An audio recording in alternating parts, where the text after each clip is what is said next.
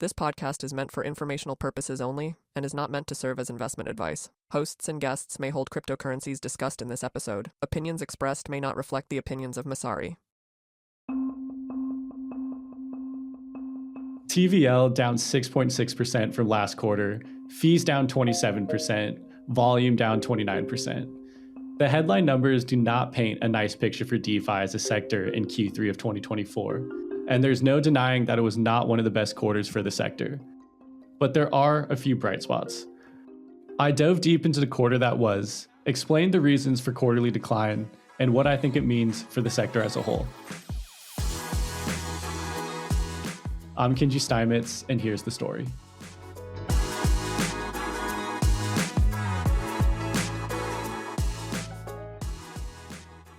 This episode of Unqualified Opinions is brought to you by Hirechain.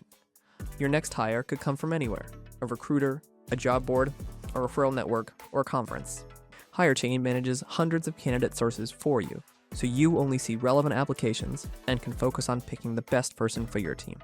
On average, our customers fill open roles faster and 30% cheaper than with traditional recruiters. Leading companies like The Graph and Messari already use Hirechain. So get your time back. Talk to Hirechain today and hire the best, fast. Visit hirechain.io/Messari for prioritized onboarding.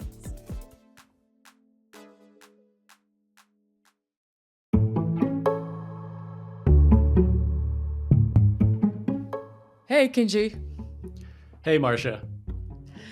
You recently published the quarterly State of DeFi report. Let's start with reviewing some of the headline numbers in the DeFi sector. There wasn't much growth across the sector last quarter, was there? No, not at all. So the last quarter for DeFi wasn't a very pretty one. Overall, we saw like a downtrend in the majority of DeFi-based fundamentals, which is a continuation of a trend that we saw starting in Q2 of this year.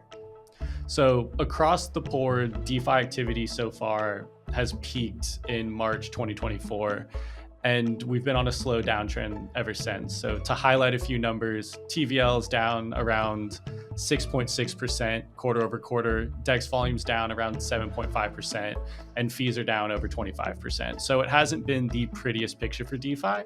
But with that being said, we aren't really seeing markets react too much with multiples expanding. So we're basically seeing fees decline, but fees are declining at a faster rate than prices are declining. So markets seem to be looking through this quarter and kind of pricing in longer term growth projections as opposed to reacting to the last 3 months. Can you put this in context for us? So in March of this year, the sector saw all-time highs in many of these categories. What was true then that isn't true any longer? And what are the broader macro conditions driving this?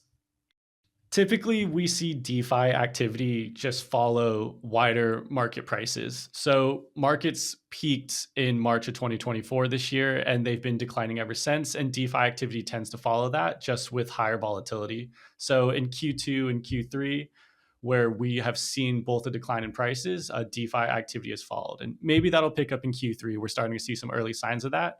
But as market prices have fallen, you've seen less demand for trading activity, less demand for leverage, which really are the core use cases for DeFi, and those trickle back into fees, kind of resulting in that fundamental downturn.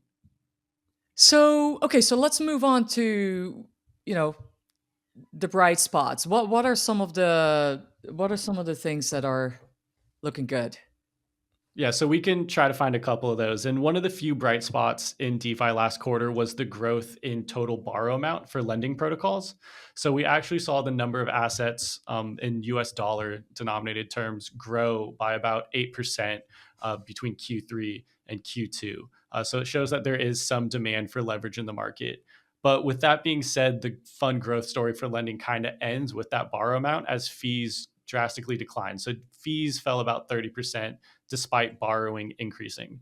Really what we're reading that as is that borrowers are rotating out of higher yielding leverage positions into lower cost leverage positions. So if you look on Aave, it costs about 5-6% to borrow stablecoins versus 2 to 3% to borrow ETH. So what the dislocation in growth between borrows and fees shows us is that the mix of assets that are being borrowed is rotating to kind of have these lower cost positions. So you in the context of RWAs, you recently wrote about DeFi lending in the context of the macro environment, right? So obviously, um, rates are trending down for the first time in a long time, and you wrote about how that could be positive for on-chain yield. Do you want to elaborate on that?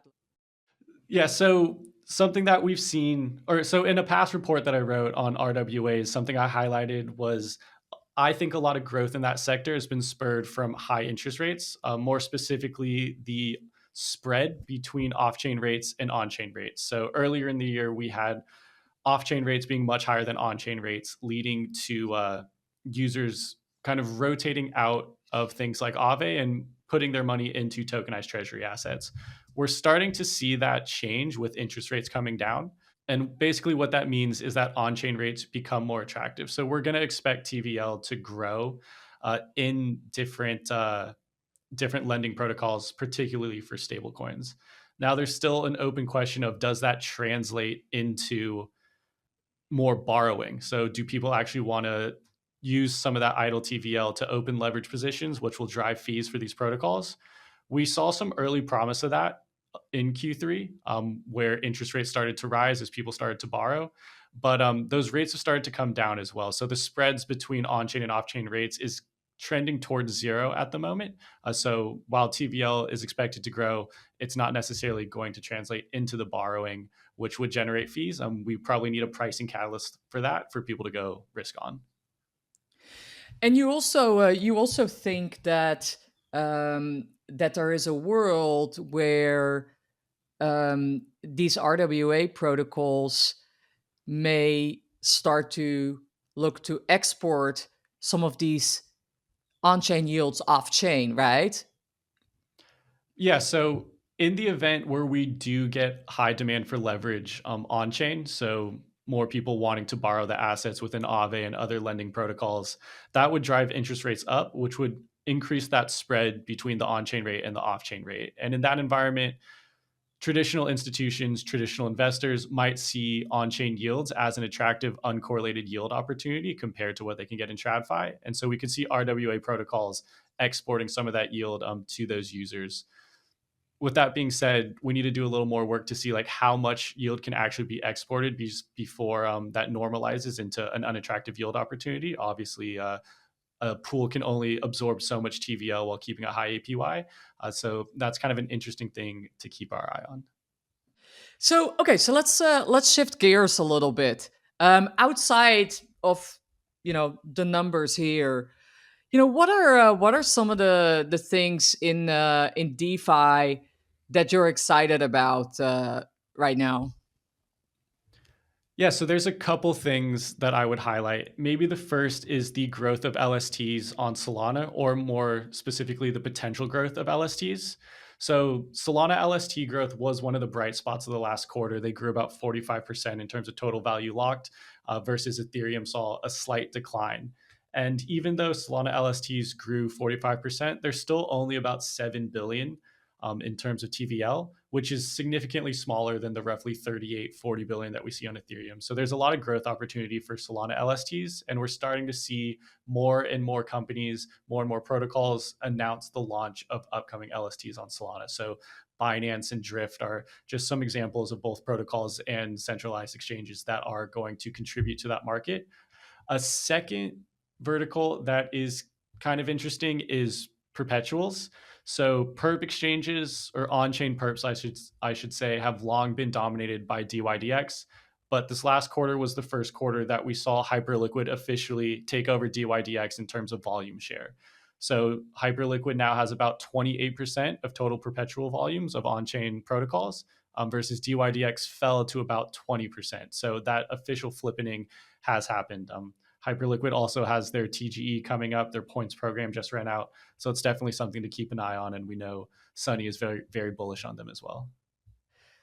Last thing, and slightly off topic as well, but Uniswap launched what they're calling an app chain last week. But you see it as more of a general purpose L2. This was a fairly big deal in the DeFi world. Can you give us your take? Yeah, so Uniswap announced Unichain, which is their app chain. It was something that a lot of people had been speculating on that would happen eventually in terms of large DeFi applications launching their own chain. And so that kind of came to fruition last week. With that being said, I view Unichain as more of a general purpose L2 as opposed to a app specific chain. And the reason being is that they didn't make a lot of technical distinctions that would make it fundamentally better to launch a DEX on Unichain versus another environment. So kind of to contrast there, if you look at Hyperliquid, something I do consider to be an app chain, a big reason why I see it as an app chain is because they are able to prioritize market makers canceling order book or canceling orders within the order books. And that's something that you couldn't do on a general purpose L1 versus Unichain doesn't have that type of optimization.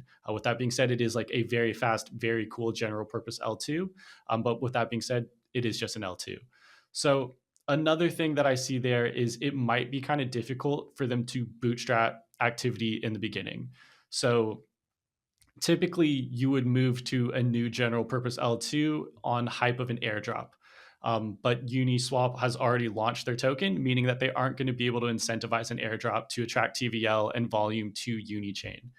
So just because Uniswap won't be able to incentivize that airdrop doesn't mean there aren't going to be airdrops. So something that could happen is if Uni V4 exclusively launches on Unichain or launches on Unichain months before they launch on Ethereum mainnet, then the people building on top of Uni V4 could launch airdrop campaigns and could incentivize liquidity and order flow to move to Unichain. But that's yet to be seen. I also think it opens up questions about the how you should value Uni as a token. Historically, it kind of looks like Uniswap trades as if markets are anticipating a fee switch to be turned on. So that means Uniswap will eventually collect some trading fees from the volume that passes through the protocol. With Unichain, it provides a new way for them to monetize, mainly by collecting gas fees and sequencing fees, which could drive value to the token. But the question is this signaling to markets that they're never going to turn the DEX fee switch on, which would essentially turn Uniswap from a DEX protocol or a protocol that trades like a DEX to a protocol that trades like a general purpose L2, which are currently seeing much lower valuations. So it's something to consider when thinking about this launch. Kinji, great talking. Thanks. No problem. Always happy to be on.